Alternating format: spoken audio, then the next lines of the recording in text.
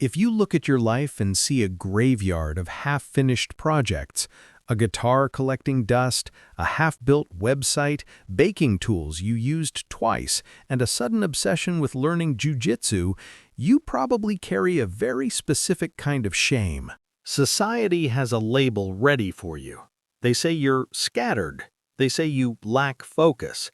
They tell you success comes from choosing one lane and staying in it. So you start to feel like an impostor, like there's something wrong with you because you can't just specialize. You've heard the phrase, "Jack of all trades, master of none." And maybe you use it to criticize yourself. But you're forgetting the rest of the quote. A jack of all trades is a master of none, but often better than a master of one. Psychology suggests that this feeling of being scattered is not a flaw. It may actually be a sign of a highly adaptive nervous system. You're not failing to specialize. You may be unconsciously building a rare cognitive structure known as the M-shaped mind.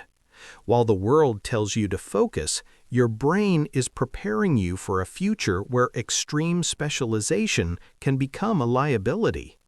To understand this, we have to look at a lie we were sold for the last century. The old world was an I-shaped game. It rewarded people who dug one hole a mile deep. It was a kind environment, like golf, where the rules stayed the same.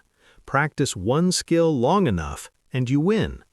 But today, we don't live in a kind environment.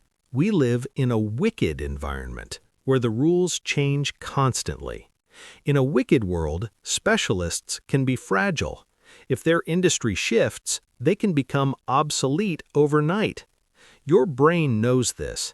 That's why one year you're obsessed with electrical systems or HVAC, and the next year you're deep into yoga, weightlifting, or music production. From the outside, it looks chaotic. People may call you unfocused. But what you're actually doing is collecting data points from different worlds. This leads to something powerful in psychology called far transfer. Specialists use near transfer. They solve familiar problems with familiar tools. But you use far transfer. You take ideas from one completely different field and apply them somewhere else. Imagine a web developer who used to be a beekeeper and a farmer. On paper, that sounds unrelated, but farming teaches you about ecosystems, cycles, patience, and growth patterns. That perspective changes how you build digital systems. You're not just writing code, you're cultivating an ecosystem.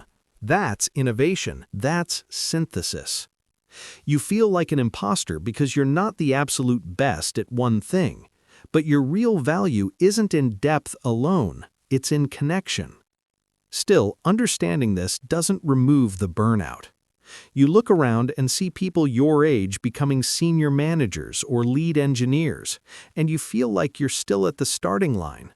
That's because you're misunderstanding the geometry of your own potential. You are not T-shaped. You are M-shaped.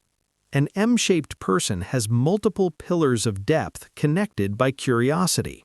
Here's the trap. You cannot build all the pillars at once. If you try to learn data science, write a novel, and start a business in the same month, you collapse. Successful polymaths practice serial mastery. They see life in seasons. Your 20s might be about music and art. Your 30s might focus on programming to earn stability. You didn't quit your earlier interests, you completed that season. One person in his 50s finally understood this. He couldn't choose between art and programming, so he let programming be the pillar that paid the bills, while music, philosophy, and game design lived in his evenings and weekends. He even refused high-stress promotions to protect his energy. He didn't force everything to merge instantly. He allowed them to grow separately. Eventually, all his skills came together in the form of his own video game project. That is the M-shape in action. There's one final trait that makes people like you incredibly resilient. It comes from biology, redundancy. In nature, redundancy is strength. Elephants rarely get cancer because they have multiple copies of cancer-fighting genes. If one fails, another takes over. Your many interests are your redundancy. If you were only a software engineer and AI replaced your role, you'd panic. But if you're a software engineer who also understands electrical systems, repairs machinery, teaches language, or creates music, you're adaptable. You haven't been wasting time dabbling, you've been building a skill safety net. No matter how the economy changes, you have another path ready. So stop apologizing for your graveyard of hobbies. Those weren't failures, they were semesters in the university of your own design. You were never meant to be just one thing.